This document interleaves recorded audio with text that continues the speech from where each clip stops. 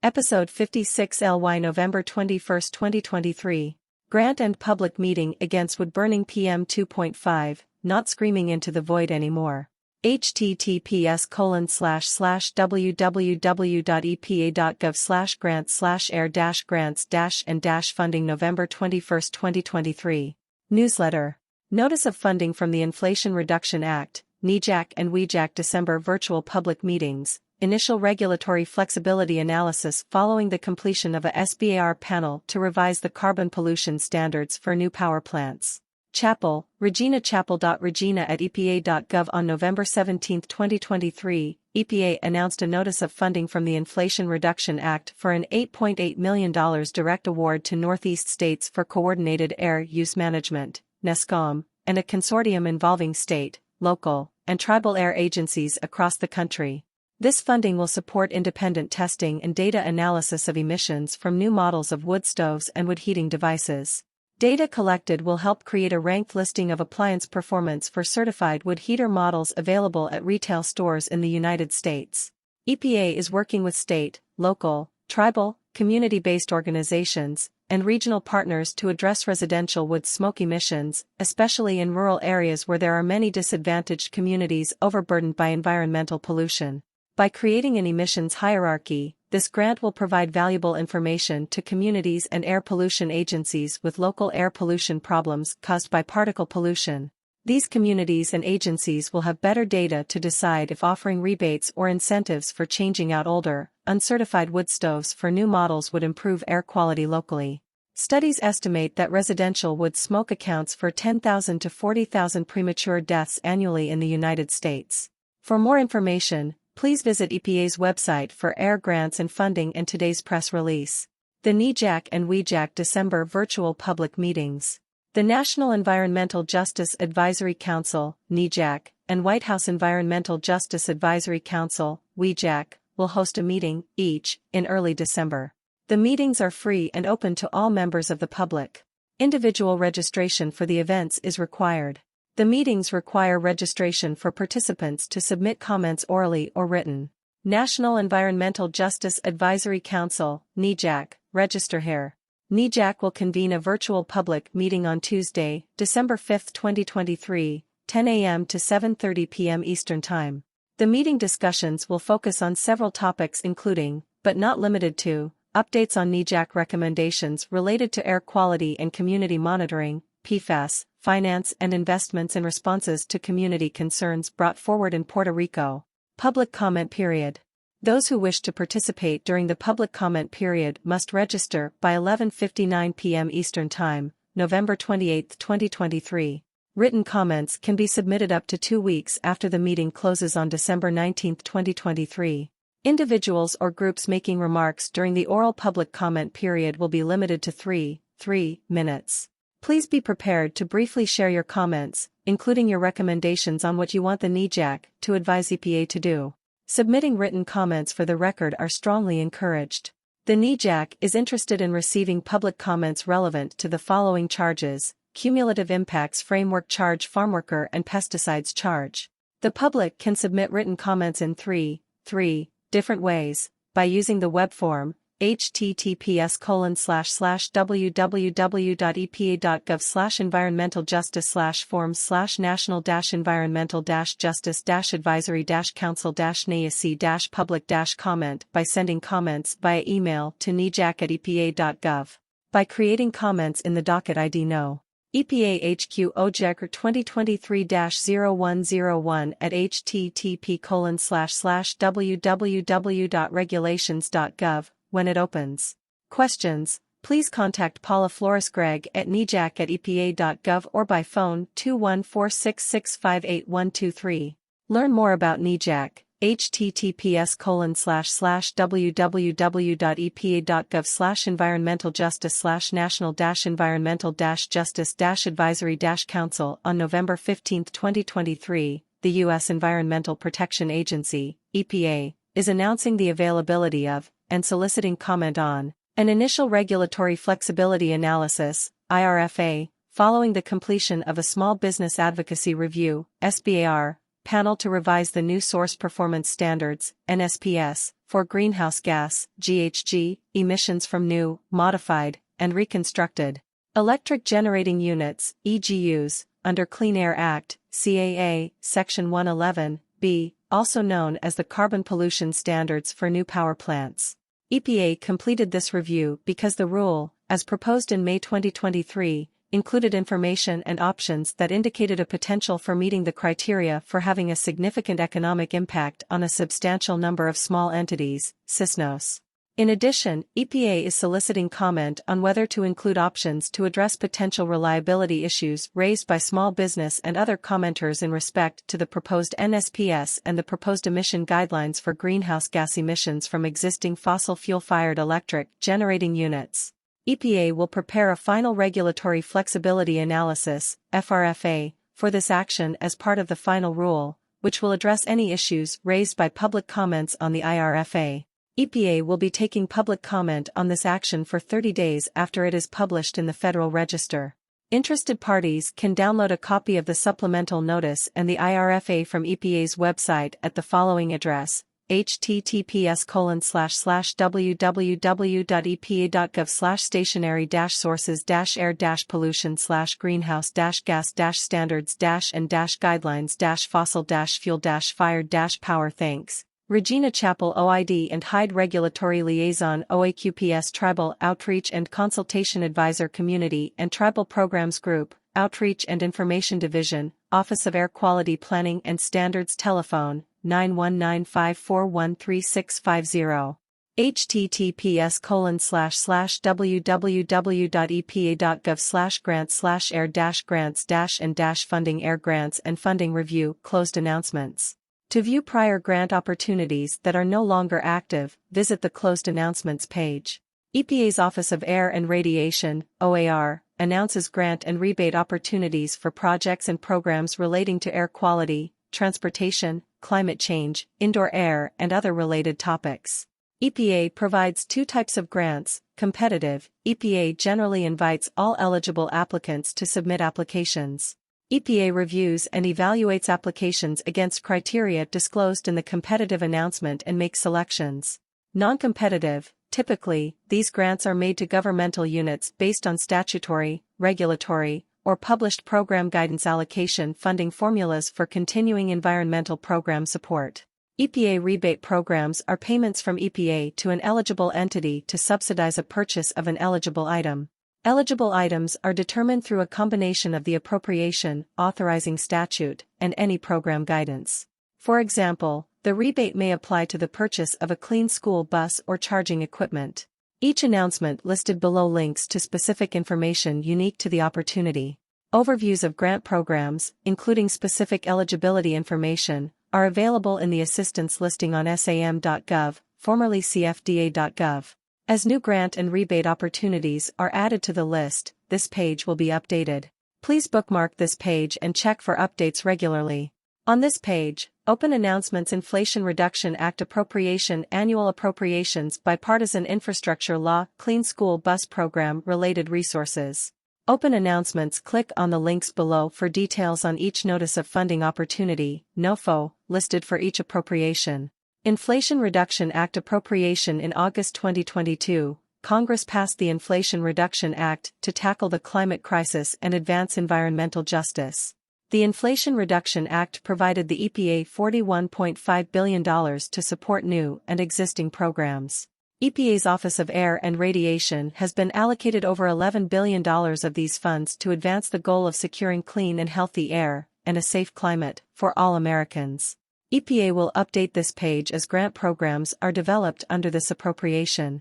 Non-competitive grants, grant funding for emissions from wood heaters. Assistance listing number 66.034. Eligible entities, Northeast states for coordinated air use management. Deadline to apply, February 29, 2024. Competitive grants, hydrofluorocarbon reclaim and innovative destruction grants. Assistance listing number 66.047. Eligible entities, states, including the District of Columbia, local governments, U.S. territories and possessions, Indian tribes, public universities and colleges, hospitals, and laboratories, and other public or private nonprofit institutions. Deadline to apply, February 16, 2024 Climate Pollution Reduction Grants Program, Implementation Grants General Competition Assistance Listing Number, 66.046 Eligible entities. In general, entities eligible to apply for an implementation grant under this announcement are states, municipalities, air pollution control agencies, tribes, territories, and groups thereof. See Section 3.a of the NOFO for additional eligibility details. Deadline to apply, April 1, 2024 Climate Pollution Reduction Grants Program, Implementation Grants Competition for Tribes and Territories Assistance Listing Number, 66.046 Eligible entities. In general, entities eligible to apply for an implementation grant under this announcement are federally recognized tribes, tribal consortia, and territories. See Section 3.a of the NOFO for additional eligibility details.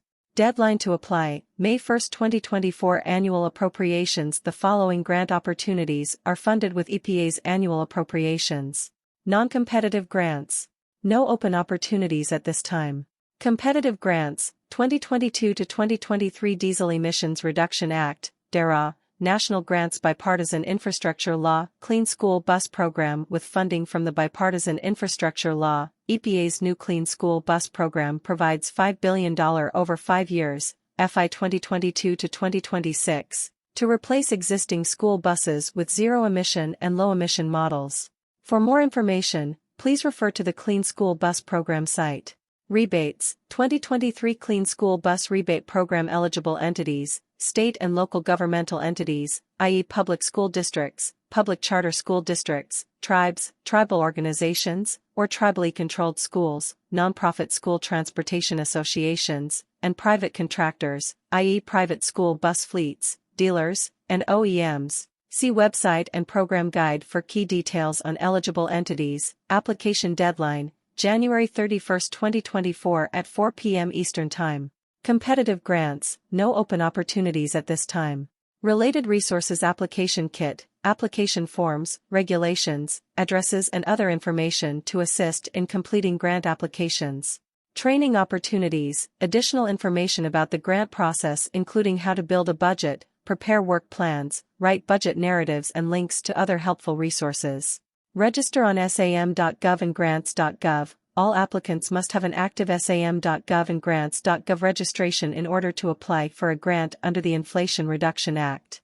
EPA Grants, main page for EPA grant application tools and resources. New York Times. Guest essay. I am a climate scientist. I'm not screaming into the void anymore. November 18, 2023.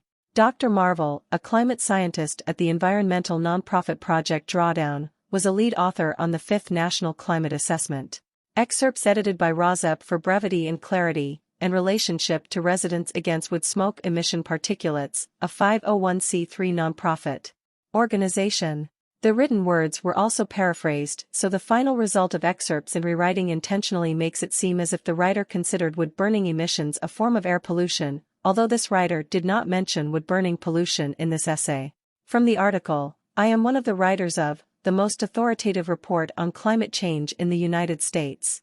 Extreme events became more frequent, as we predicted they would. Our report was released on Tuesday. We can now link climate change and the feedback loops in the climate system. Human beings have put about 1.6 trillion tons of carbon in the atmosphere since the Industrial Revolution. Rozep view, the Industrial Revolution was the transition from creating goods by hand to using machines.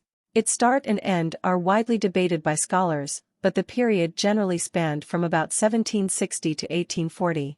Back to the New York Times essay, in the last decade, the cost of wind energy has declined by 70% and solar has declined 90%. Renewables now make up 80% of new electricity generation capacity. We showed what the United States would look like if the world warms by 2 degrees Celsius. We now know how to make the dramatic emissions cuts away that's sustainable, healthy and fair. The role of scientists has changed. We're not just warning of danger anymore. We're showing the way to safety. While climate scientists were warning the world of disaster, a small army of Residents Against Wood Smoke Emissions Particulates and doctors and scientists against wood smoke pollution were getting to work. These first responders have helped move us toward our climate goals. To prevent this, we need to reach those who haven't yet been moved by our warnings. I'm not talking about the fossil fuel industry here, nor do I particularly care about winning over the small but noisy group of committed climate deniers. Eliminating the sources of particulate emissions will make our air cleaner and our economy stronger. It could save hundreds of thousands or even millions of lives across the country through air quality benefits alone. Using land more wisely can both limit climate change and protect biodiversity. Climate change most strongly affects communities that get a raw deal in our society, people with low incomes. I don't just want to talk about the problems anymore. I want to talk about the solutions. Consider this your last warning from me. Other climate articles in the New York Times. Charles Harvey and Kurt House argue that subsidies for climate capture technology will ultimately be a waste. The worst climate risks, mapped, in this feature, select a country, and will break down the climate hazards it faces. In the case of America, our maps, developed with experts, show where extreme heat is causing the most deaths. What people can do, the types of local activism that might be needed. World, Enviva wood pellet plant. Enviva, the world's largest biomass energy company, is near collapse. Mungabay, the forest biomass energy industry, took a major hit this month, as Enviva, the world's largest producer of wood pellets, burned in former coal. Illinois, Chicago. 80-year-old man hospitalized after house fire on Chicago's South Side. CBS News. Working fire at 7924 S Wood. 80 years old male taken to U of C yellow with smoke inhalation. No other injuries or transports. NFI 2. Chicago fire. Iowa, Stewart. Early morning fire in Peyton destroys home. Raccoon Valley Radio, the one to count on Raccoon Valley Radio. Williams adds that at this time, it is suspected that the cause of the fire was a wood-burning stove, but that the incident is still under. Ohio, Miami Valley. Cause of Piqua Geyserman Road fire is undetermined. Miami Valley. Today the garage door was open with heavy smoke coming from the attic access. The fire was contained to the attic area around the wood-burning stove flue. The garage door was open with heavy smoke coming from the attic access. The fire was contained to the attic area around the wood-burning stove flue. Oregon, Roseburg. Air stagnation advisory through Tuesday morning. KQEN News Radio. State air quality agencies highly recommend that no outdoor burning occur and that residential wood-burning devices be limited as much as possible. Central America. Cool Effect launches Give the Gift of Clean Air campaign to build over 100 clean cook stoves. Yahoo Finance. Throughout Central America, families often rely on open wood-burning stoves to cook their meals.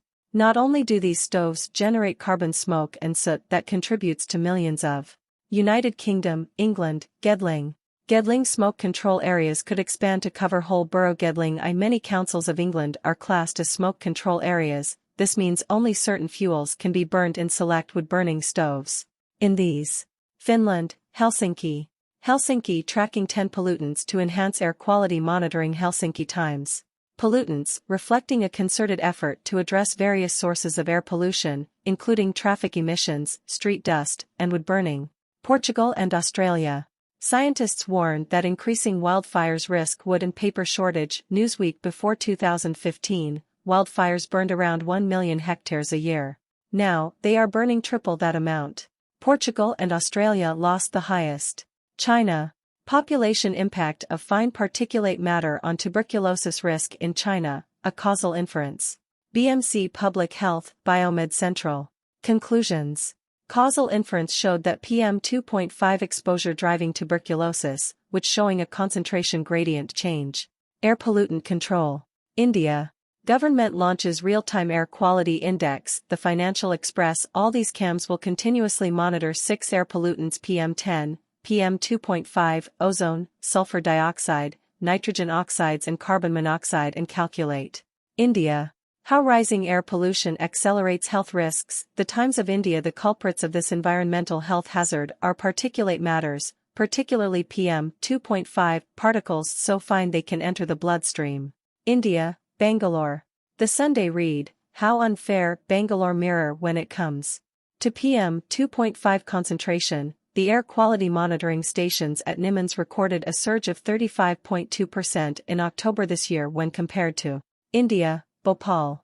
Most polluted MP cities, Bhopal chart toppers. The Times of India. The state ranked as the 10th most polluted in India concerning PM2.5 concentration. Particulate matter 10, RSPM10, and fine particulate matter. India, Delhi. Delhi air continues to be very poor. DigiWorld.com. The Bawana station recorded PM2.5 was at 396, very poor category, and PM10 at 306, very poor, while the CO reached 100, satisfactory. At Aya, India, Mumbai. In photos, can Mumbai's worsening air quality enhance COPD symptoms? Midday PM2.5, PM10, ozone and share. The increased exposure to particulate matter such as PM2.5, PM10, ozone and other pollutants in the air. India, New Delhi. New Delhi's air quality improves to poor, expert warns of bad days ahead. DD News. PM10 levels at 209 and PM2.5 at 112. The air quality in Delhi as per SAFAR was 283, while anything above 60 is considered unhealthy. Air quality.